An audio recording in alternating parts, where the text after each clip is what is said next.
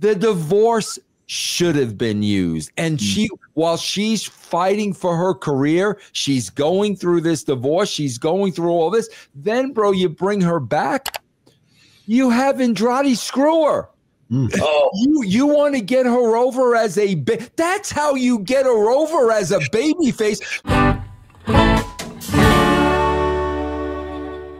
What is going on, everybody? This is Dr. Chris Featherstone. I am here with 4 world championship reigns here on the screen. 4. Absolutely. 4. 3 of them is EC3. One of them you can't see him right now, ladies and gentlemen. That is Vince Russo. That is Vince Russo. How are you, fellas? Always a pleasure to hang out with y'all. I'm good. Just made some headway with a babe. All right, you want to know what I did? Let's give the guy some. Let's go. Yeah. Let's go. So I'm talking to her. You know, it's just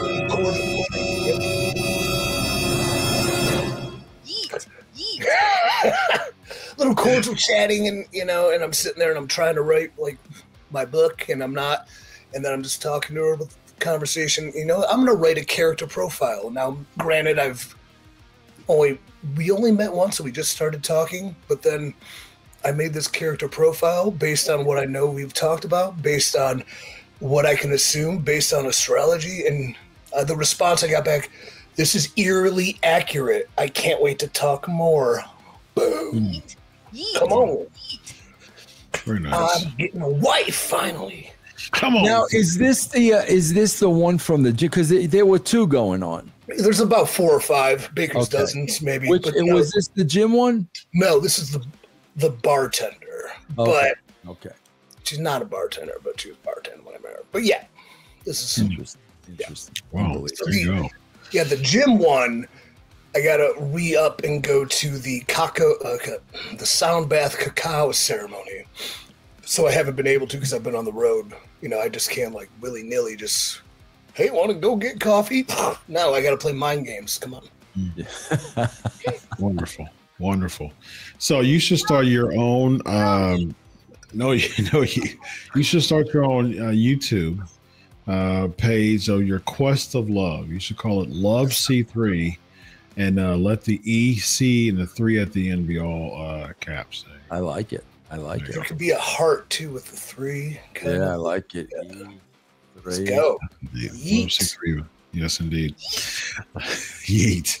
Let's talk about Charlotte Flair making her return to the WWE. Over a year gone from the company, nearly 14 months. She comes back. She wins the Royal Rumble, and she comes out. She cuts a promo, meaning to be babyface. Fans don't like her. Just enormous disapproval ratings on YouTube based on her winning the Royal Rumble, and she gets the divorce finalized with Andrade. Wow, a lot going on with Charlotte Flair. Before we talk about the divorce stuff, man, for someone, I'm gonna give you the reins here in just a moment, EC3. Let me pitch it to you here. Man, just all of that happening in just a few days' time. How do you cope just personally with all of that real life stuff and still trying to perform as an entertainer? Well, I would say from that perspective, like sometimes the only release you have is that profession, is this business, like being able to go out there, perform, and derive emotions, have those things happen, get reactions. Like, that's, I don't want to say it's all you have, but like having that is at least a grounding thing that is worth doing. If you're doing it well, if you're at a high level, if you're a jobber on Main Event and your life's going to flames and then the world breaks up in a pandemic that isn't even real, and then next thing you know, you don't have a job, like, yeah, you don't want to be around the business. But when, maybe the tough life is, life's throwing you some curveballs, but you have that and you're building to something, like to build a WrestleMania, there's a release for all the probably unfortunateness of, real life dramas. Mm-hmm. Yeah. You can lose yourself in the art, man, is what I'm trying to say. That makes sense. It usually derives like some of the best promos or matches I've done were like bit with rage I've had for something going on in my life, or vendettas I felt were unfinished. So it's a great motivator, but it's no way to live fully. Well, let me ask you this as a follow-up then. to your point there, a lot of people do kind of get lost in the performance art, you know, and they as a dopamine, you know, hit to escape from all that stuff. And then it becomes obsessive that you got to stay there. Yeah. And then you still don't, you don't address real life, and then you get abused of substances. Now that's very common when it comes to actors and people in the artistry. So when do you come back down from stuff like that to face reality? It's hard to. Having an exit strategy is probably important. Yeah. It's a conversation I've had as I'm writing this thing I'm writing, but there's a terminology in entertainment, and it's in wrestling, and it's final is the term. But like what that means in our business, I was trying to get to the bottom of, because I've said it and I've heard it before. So I sought out some high level people who know the origin of it. It was a Mean Gene thing would say it, but it's a kind of a twofold thing. One, that like, this is the final thing of the evening, like as far as like that was our last performance, but it's not really the last performance, because guess what? Tomorrow we're going to have to do it again. But then the personal with the final is like, you're around with something you love, whether it's wrestling or the people you're doing it with, and you're celebrating. But it's a finality, because what lays after this is the cold, dreary airport for an early morning flight, or you're going into a hotel room desolate and alone. And it's really hard to kind of comprehend. So those issues do come up because of everything you've mentioned. Knowing them and addressing them and understanding that it's okay to have them, I think, is probably the best course of action. I still ask that question sometimes too. Like coming off of running a big show or having a big match, the next day it's just like, it's depression. It's really, to have such a high level to pull it away. I hope that answered. I would make a killing if I opened up my office, my therapy office, to pro wrestlers on Tuesday mornings. Well, they're not working on Thursday, so Thursday. Yeah, there you go. Vince and I, we talked about how WWE has content now for every day of the week except for Thursday, and so that's their open day. But yeah, a day after that Raw, man, they're just, their highs come down. They're in a very deep, dark space. Tuesday morning, open up the office, man. I would make a killing. And you'd make a killing just by being a friendly voice to talk to. Like, he'd be great. You know how many times EC3 I pitched that role in wrestling for somebody like a Dr. Chris? That talent could just go. You know how many times? And they laughed at me. They laughed at me, Chris. I'm like, you don't know how badly talent needs that. Like, oh my God, you somebody needs to be hired for that job. Like, I get it in the 90s, maybe, because like therapy, but it's 2025. We realize, we all got the traumas, everything, mental health, blah, blah, blah. It's all real, and it all affects us. Yep. And like that, I think, could definitely sell now. I know WWE in the past has had there is off-site therapists if like you need to do something or talk to somebody that they take care of. But like that comforting presence on the road, would be such a benefit, so someone can just, I can't go in the locker room because it's bugged, but I'm going to go in here and I'm going to yell at you. And then Dr. Chris would give great advice. He's well educated. He's going to lead him down the right path. And then he's going to be like, oh, I got some dirt. Shoot it out. It sounds like a quid pro quo, ladies and gentlemen. Yes, indeed. Yes, indeed.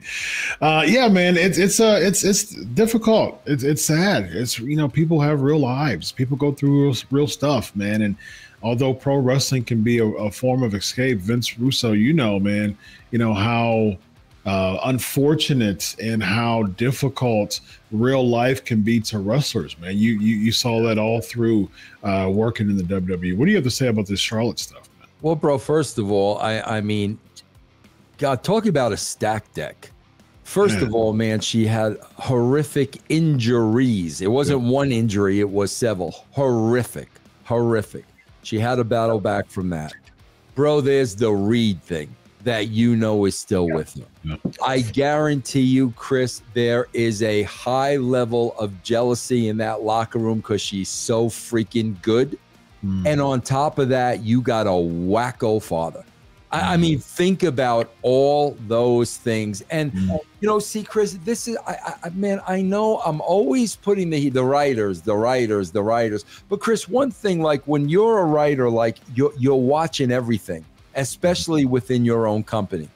And I told you, I saw those training videos and she was a beast. She was training so hard. She was crying. It was unbelievable to see.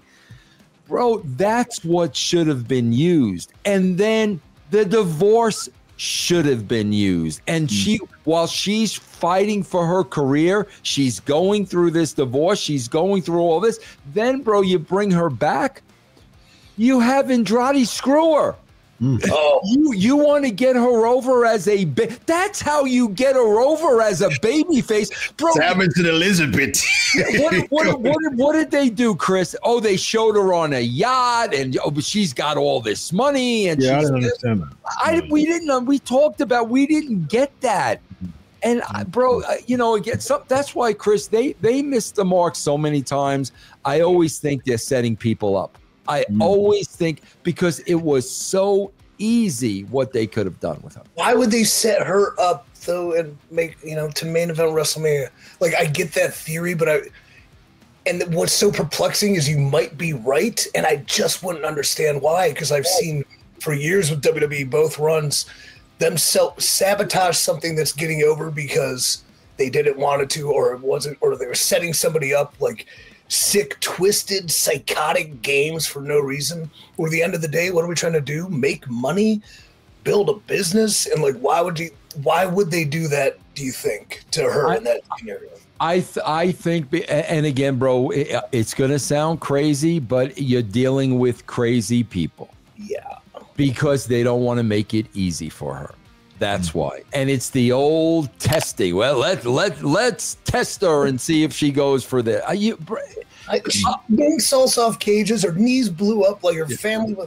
She's been through personal. That's what I'm saying. How much more can she be tested? Like, think about this, Chris. If she sat down with you, and that was played on television, who else goes through that? I mean, she has gone through such trauma in her freaking life. Yeah. Go there. Let's go there. Yeah, she'd be the biggest babyface in the WWE in no time, man. Yep. And to me, I'm thinking, tie that into pro wrestling, man. If whoever beats her will be the biggest heel in all of professional wrestling because of that so much reality there. Yeah, she made Rhea too a couple WrestleManias ago. And so now you have, a second, and now the process is reset where you rebuild, and she could do it again for somebody else, and that's how you get people over. Yeah, you don't just put one person on the way out. You can build multiple people. The Belichick tree of coaching, right? Think of the same thing. Charlotte Flair's built ladies of the future. There you go. Very nice. Why did it get such a negative YouTube reaction? Because people just don't like to see what's going on online. They just people just don't like to see. I mean, it's Charlotte Flair. I mean, now she's getting canceled because people are saying that here we go, something else is being handed to Ric Flair's daughter. And it's crazy because she was just cheered before she left, and the same things were handed to her. I mean, she was getting championships and everything. Now she's coming back. She's winning the Royal Rumble. Like the attention span for so many people in the IWC is just. I mean, it's quicker than a blink, man. I mean, quicker than a hiccup. I can't stress the lack of foresight and knowledge people would have to say such a thing on somebody that works so hard. And you know what? Like, it's not everybody just deserves it because it's their time, allegedly, too. a lot of people that, and I've seen this throughout my career, when I was a stupid little internet mark, to being a top guy, to being jobber in the WWE, whatever, like, just because you think somebody deserves something, sometimes the people that are in these positions are there for a reason, because they're still outworking those people. Yep. So just because and your desperation to see something new, even though we want to see something new. Oh, wait, that's from 20 years ago. Yeah, shut up. Okay. Mm-hmm. So, like, the amount of work she put in to get to that moment and that opportunity to have built the name she's built, to therefore go and conduct great business on either winning or losing at WrestleMania. Like, just because this person is, oh, we should put somebody over from NXT for that. But why? Are they doing the same things? Are they working twice as hard as her? I doubt it. And the hard work people, like, people are on top for a reason. And it's not just by beating them, you get the rub and put over. Sometimes the people that you think should be beating these top people should not. And there's a lot of reasons beyond what you know. Yeah, Chris, we got to put on your psychology hat for a second. Because to me, this is part of the problem, and it's across the board, and it's been happening for a long time. Remember Vince's philosophy used to be, you're going to like so-and-so whether you like it or not. Yep. That was Vince's philosophy for years. 4 years. And, bro, sometimes it took some time, but 99% of the time, Vince got his way. Chris, this has been going on for a long time, and I think this is the end effect of it. They're not telling them who to root and who to cheer for. They're not dictating that through character. I mean, Chris, this is across the board, because, Chris, remember there was that little hiccup for like 3 weeks where you and I were like, wait, Gunther's a babyface now? Right. And now, Chris, what do? They got Punk in there with Seth Rollins. They're not attempting to control the minds of the fans. You're going to boo for these. So they're out there on their own.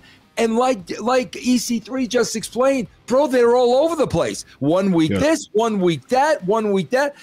I mean, Chris, I still believe it's possible for the WWE, if done correctly, to still control who they're going to boo and cheer for. Absolutely.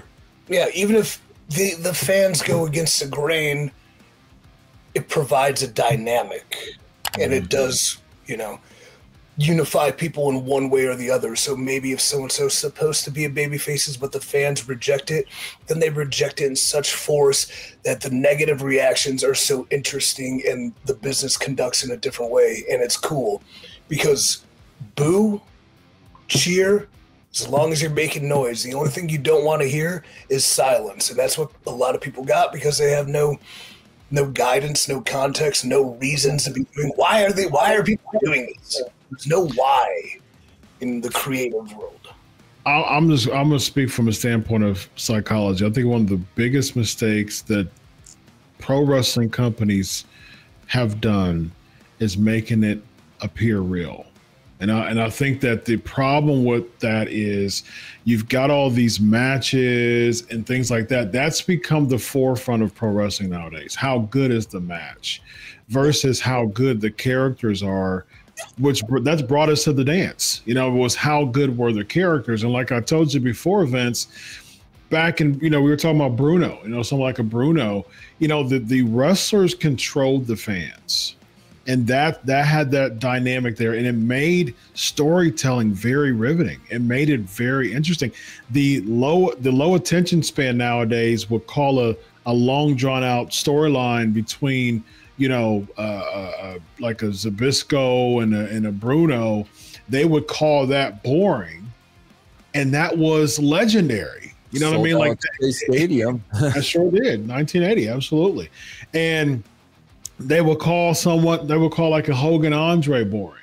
That took some time. That took some time to develop. From the interview segment of Andre breaking the chain, not like this. stuff like that. And even before that, Heenan, putting, kind of seeds and planting seeds into Andre's, mind, because he was upset because he didn't get a big enough acknowledgement than Hogan did. And he was undefeated for 15 years versus Hogan being champ for a few. Stuff like that develops. It takes time, and it takes the fan through this journey of suspense versus we're going by the attention span of the fans. Oh, I don't like this person. This person isn't, a spot fest. This person isn't a stunt man enough. Discard him. And it's like, oh, let's continue to reroute our booking and writing based on how good the match is. And it's really taken away so much of the element of pro wrestling, which is suspense, which is suspending disbelief, which is the Jungian archetypes, which is so many different factors of that when it comes to character building. EC3, you had something to say about that? No, I just love the Jungian archetypes drop. That's good, man. I totally get it. And yeah, everything's accurate. Dude, storytelling's the best part. I think one thing you said were the wrestlers control the fans when you're talking about Bruno and company, whereas it's part of the wrestlers' fault too, because they're allowing the fans to control and dictate them based on their feedback, based on their hypothetical star ratings, based on their comments on X or on Instagram, as opposed to authentically being themselves, performing, controlling them. That instant gratification a wrestler wants to be liked is killing it as much as the fans maybe having a low attention span. Because everybody, I don't want to call out the fans like that too, because a lot of them love depth and love storytelling. So it's not a conclusive blanket, but both parties are responsible. And at the end of the day, who's leading that is whatever's in charge of creatively creating. And if they allow good enough to be good enough, or it's making money, so who cares, then you'll have a stagnant art that rakes in a lot of money for 5 years until they got to turn it up and get another 5-year deal 5 years from now. Yeah, agreed. Yeah. I think at the end of the day, can we get back to that? Yes, I think we can get back to that. I think at the end of the day, we are hardwired to have that type of typographical, that type of pre-conscious, subconscious, collective unconscious, all of those Jungian principles. We're wired to think like that. We're wired to have that type of mentality. We're looking for the hero and the villain and everything.